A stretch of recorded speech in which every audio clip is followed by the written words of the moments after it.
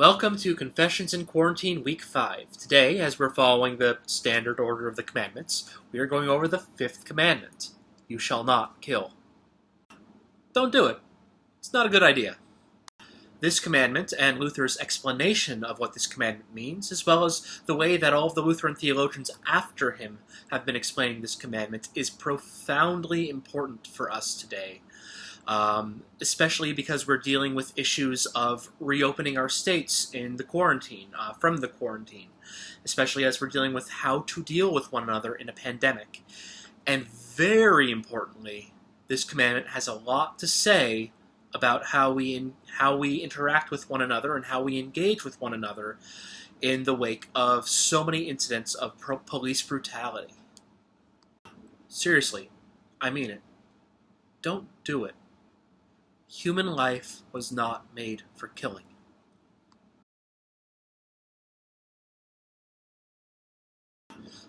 The Small Catechism teaches the Fifth Commandment in this way. You can see it right here. You are not to kill. What is this? Answer. We are to fear and love God so that we neither endanger nor harm the lives of our neighbors, but instead help them and support them in all of life's needs. So you can see that the commandment isn't just don't kill. Don't do it. It's a really bad idea. The commandment is actually pointing to a holistic way of life, one that values life above all else. It's not limited to not killing, but rather lifting up life. The commandment here is intentionally translated by Luther as kill, as opposed to what some modern academics and modern scholars usually try to translate as murder. Luther doesn't. I suspect part of this is because he didn't have some of the modern resources, but another part is that Luther is very, very cautious about softening God's attack on our indifference towards our fellow humans. Because the commandment not to kill, properly understood, isn't just about the taking of life, but the affirming of life. As we saw in the others, there is a positive and a negative meaning to this commandment. There's the stuff we're not supposed to do, there's the stuff we're supposed to do instead. So, negative use. You are to refrain from killing people. And that's not just the stabby kind of killing. That's all the other stuff too. That's the ways that we endanger or bring our neighbor to harm. So it's not simply violence against our neighbor. It's our entire attitude towards our neighbor when it's hostile. We're called to refrain from speaking ill of our neighbors. We're called to refrain ourselves from egging on conflict. We're called to refrain from harsh speech. We're called to not make enemies. And we're called to not treat our enemies as enemies. And so we're also called towards the good stuff. We are called to serve God in serving our neighbors. And for us that means clothing people, protecting people, sheltering people, counseling people, consoling people, and always looking out for their best interest. You and I are called to do the stuff of life, not the stuff of death. And God serves and helps our neighbors through us. We have a tremendous gift and a tremendous opportunity to do right in a world that seems bent on wrong. So what does that look like in the modern world? In a world that is really complicated for you and for me? Well, let's see if we can find some guidance. When I'm researching these videos, I usually like to go to the resources of ages past. What you're getting when I'm filming these things is never just my insights. They're never even just the Book of Concord's insights, but I'm actually doing pretty thorough research from one theologian or, I don't know, the other. There are always people I go to, and one of the things I really like going to are those seldom appreciated sources, those ones that don't come up too often in the modern day. This past week, I found myself looking at a catechism an explanation to the Catechism written by Joseph Stump, the most recent revision being in 1937, the year of his death. I found this copy of the explanation in my church's archives, and it was used by a Mary Lydia Cease in the year 1937 for her catechism class when she was 13 years old. I want you to know this was a really interesting explanation to the catechism. It had a lot of stuff that I generally don't think about, and it had a lot of things that I do think about, but in different ways because it's from a different time. So, I would actually probably use a good chunk of it today. In fact, I'm using some of it in this video right now. Stump spends a little bit more time on dueling than I normally would. However, when we think about dueling as privileging one's own honor over one's own obedience to God, then we start to see that there's some real stuff there that we can delve into in the modern time. Stump begins with some things that you and I would all kind of expect when it comes to talking about murder, especially when it comes to Jesus talking about killing people. Jesus says, if you hate someone in your heart, if you have anger in your heart, you've already murdered somebody. For Stump, Stump follows that track. He's with that. He talks about murder by jealousy, by envy, by hatred, by anger, by all of these things. Pretty basic level stuff. But he takes it a little bit further in ways I didn't expect. In ways that I think actually contribute to our understanding. Stump says that we can actually kill people with avarice, with frivolity, and with a need to hide past sins. Think of it that way. You are committing murder when you try to hide a past sin. Wow. In any case, here are some things that Stump counts as murder that we can be pretty cavalier about today. First off, he says that unjust war is always wholesale murder. Tempting an alcoholic to drink is murder. Shoddy workmanship and low quality control is murder. And how about this? Treating workers poorly is murder. And that includes mistreatment, unreasonable hours, as well as causing stress at home. Go on! Call your union reps and union leaders. Tell them to read grumpy old Lutherans from the late 19th into early 20th century. There are far worse things they could be doing with their time. And I think this is an undervalued point. The book I'm using here is a catechism and an explanation for the catechism used in 1937 and before. Once again, this is a revised one. I don't know when he used these specific words, whether it was 1907 or 1937. I think that's a little bit beside the point, though. It's a catechism that's designed to be used to explain what it means to be a Christian to 13-year-olds and 14-year-olds. And actually, back then, confessing a catechism, understanding the catechism, and agreeing to the catechism is a precondition for membership in Lutheran Church, even so much as a precondition for the reception of Holy Communion.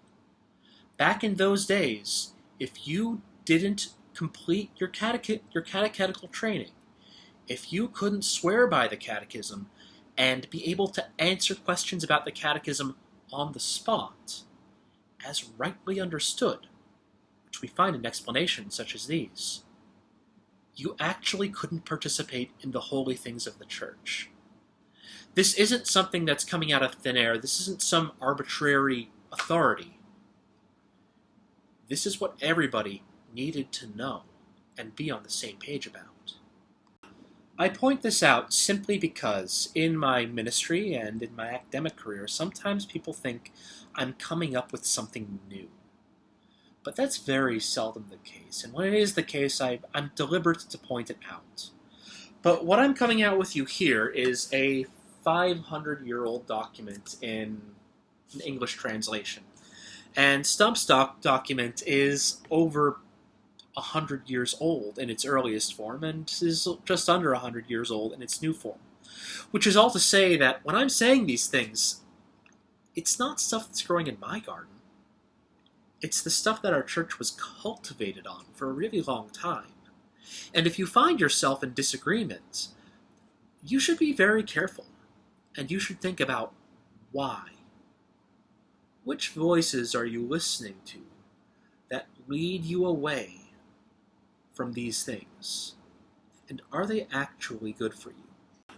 And since we're interested in neither endangering nor harming our neighbors, are they good for your neighbor? Luther comes up with two different exceptions to those who don't necessarily have to follow the commandment, "You shall not kill." The first exception is God. What are you going to do? Try and stop God? The other clear exception that Luther makes is the government. Now that is a very scary thought for us today, and it was something that was actually often rejected by the theologians of years past, particularly the Mennonites and the Amish, and those in the Radical Reformation. What does it mean for the government to be able to kill? Here we need to remember something from last week. We need to understand that that authority is rooted in the office of the parent, and the office of the parent is a gift. And likewise, we need to understand that there is legitimate authority and illegitimate authority, and likewise, there is the legitimate and the illegitimate use of authority. In 1525, Martin Luther set out to describe the nature of government and the limits of temporal authority. We have that story here collected in Martin Luther's Basic Theological Writings, the second edition as compiled by Timothy Lowe. The article that Luther wrote is predictably called Temporal Authority, to what extent it should be obeyed.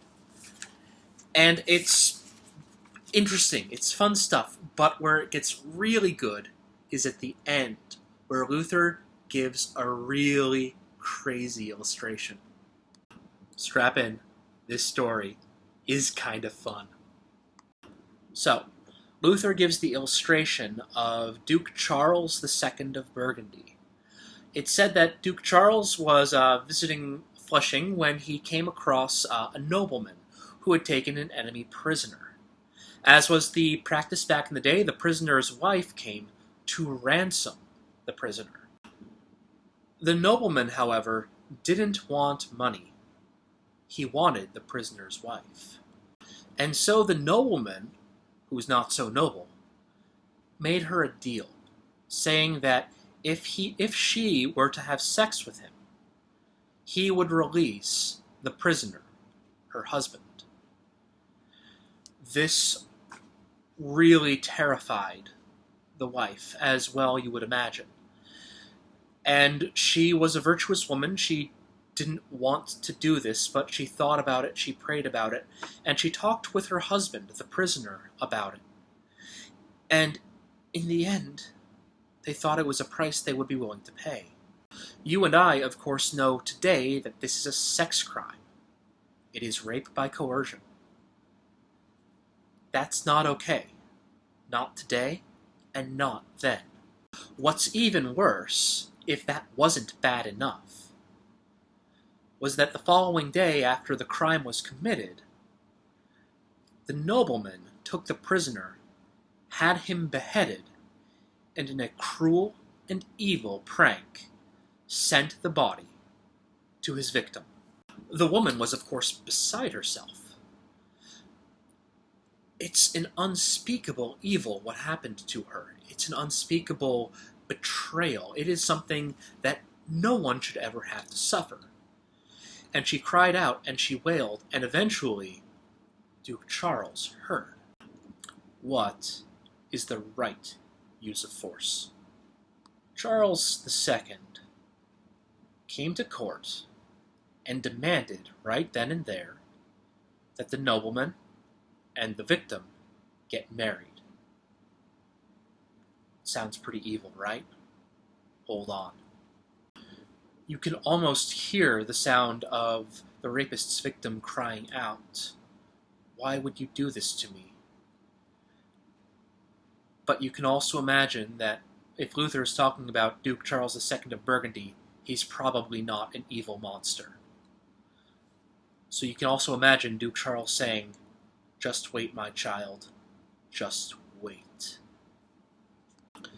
Because the wedding day might have been as happy as it could be. I don't know, I wasn't there. But when the wedding day was over, the important thing happened. Because right after the wedding day was over, Duke Charles decided to execute punishment upon the nobleman. Duke Charles had the nobleman arrested and executed on the spot. And here's the thing. He was just married to his victim. That means everything that nobleman owned, every bit of honor he may or may not have had before the crime came, now belonged to the victim. And the perpetrator would never harm another person again. If you want to know what right justice and right princely authority looks like, look to that. We might be squeamish about taking lives, but there are a few benchmarks in this story that you and I can certainly learn from and certainly hold our authorities to. First off, the correct use of force, the correct use of lethal force in this situation isn't to get what you want. It is to stop the misuse of force, the misuse of authority. Authority figures don't have authority for their own sake or for their own whims. They have them strictly to serve their neighbors and those who need their care. Second, in this case, the correct use of force follows grave misdoings, grave misuse of authority.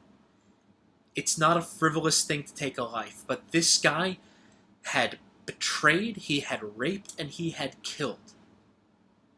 And he thought he was going to get away with it. He needed to be stopped.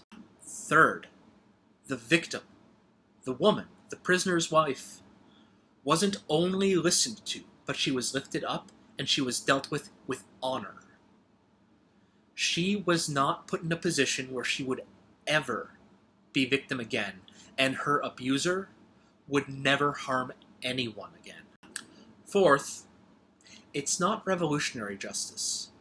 This is justice that's working out within a system.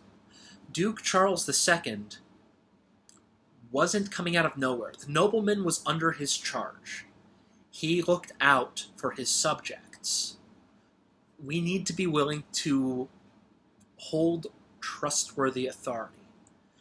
The justice that we see here isn't really an overturning of the feudal system as much as we might want that. In fact, as much as we in the United States actually did overturn that, we find in this situation that justice is being worked from within a system, not the creation of a new one. It is the reestablishment and the attempt to create a better and more just world with what's already there. You and I don't live in a feudal situation today. We don't live in a feudal world today, really. But I think these are benchmarks that we have to be able to expect out of our authority figures. We need to be able to hold them accountable to these rough markings if we're truly living in a republic. And if you and I have a vote and a voice, it's something we need to pay real attention to. So here's what I come to today. In a world that is marked by pandemic, and in a country that's currently marked by major racial violence, police brutality, protest, and all sorts of troubles.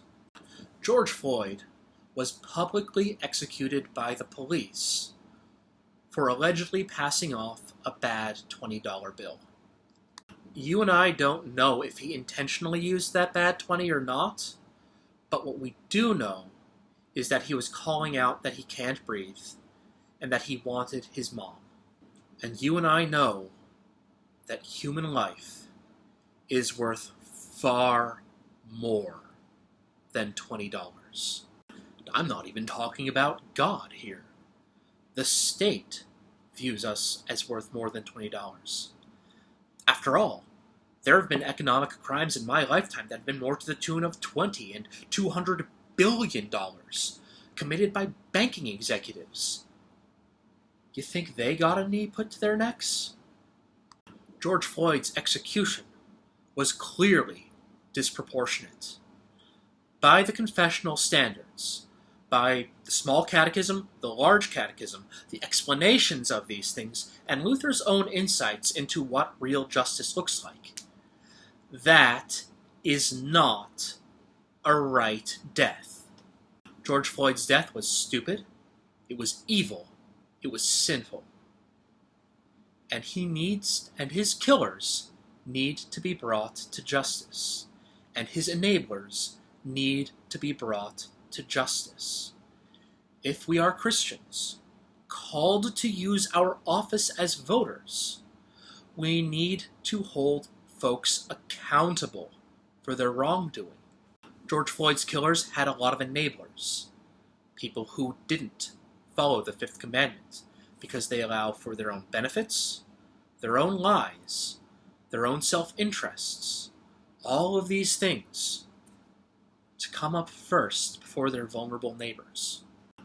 Now, what kind of penalty they get, what kind of punishment they get, what kind of reconciliation or restoration they get, isn't for me to decide.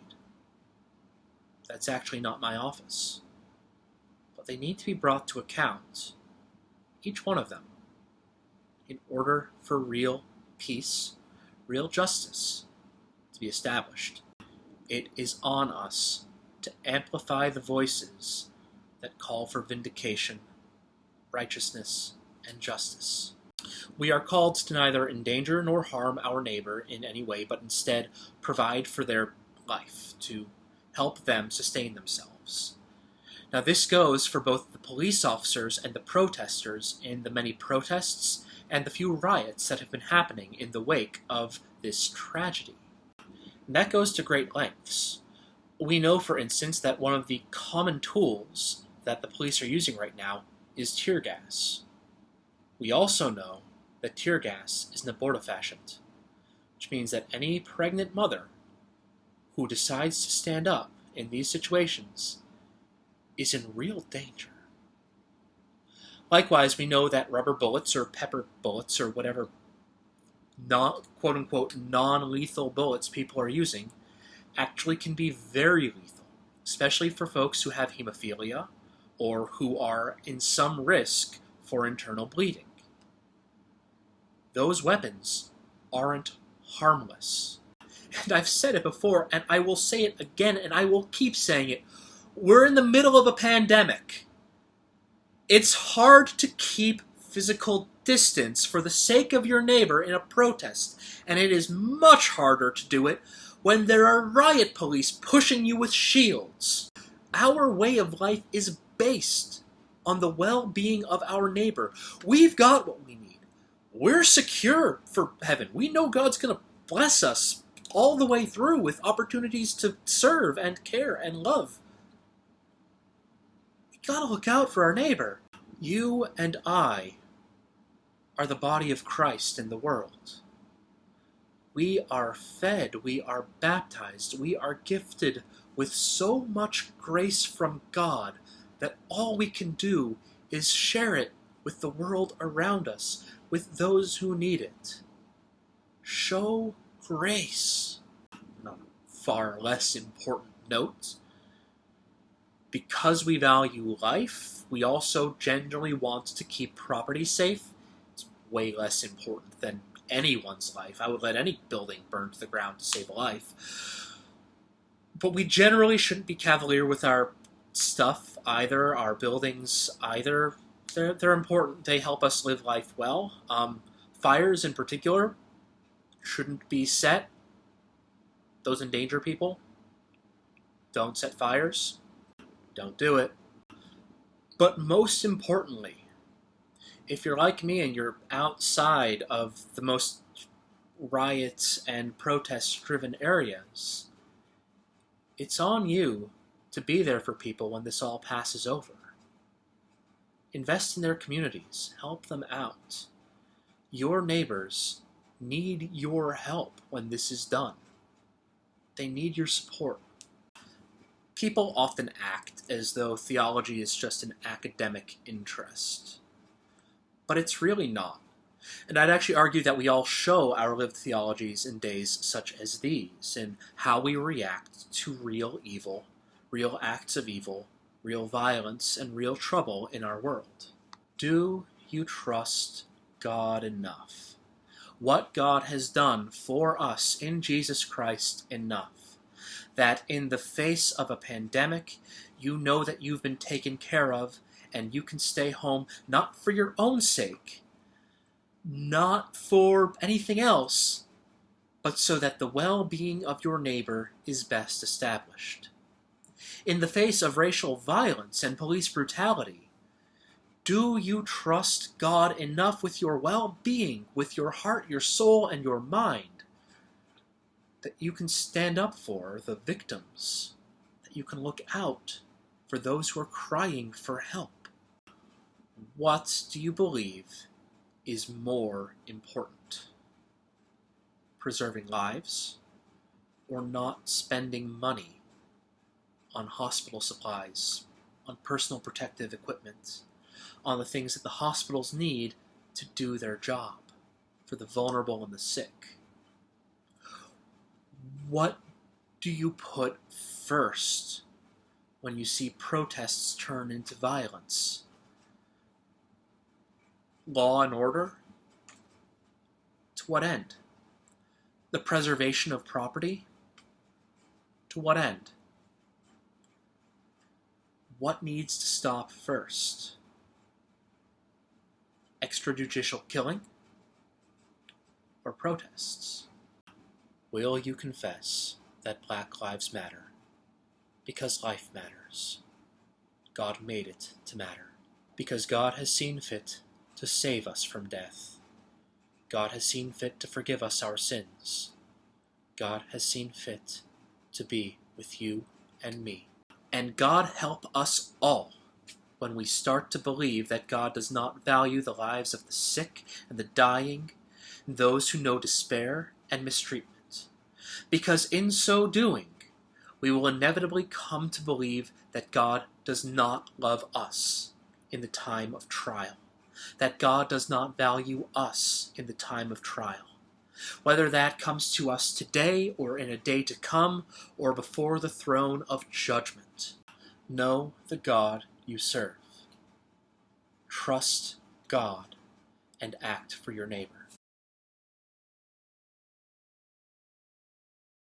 The fifth commandment, as we found with the others, isn't just a commandment about what you shouldn't do to stay on God's good side, but rather it's a holistic way of life that puts the goodness of life at the center, the value of life, the joy of life, the treasure of life that God has made, and God has redeemed, and God has restored in the center. So it's simple. Don't kill. Don't do it. Don't do the things that make killing more likely, or the loss of life, or the despair of life more likely. And if you're anything like me, and I assure you, you are, you have fallen short of this commandment. I know I have. We need grace. Grace is all we've got. We need forgiveness. Forgiveness is all we've got. We are loved so much. Our neighbors are loved so much. And so defend and honor your neighbors, because this can all go away far too easily. And life can seem like death like that. We are called to look after one another. So use what you've got to help one another out. That is the fifth commandment.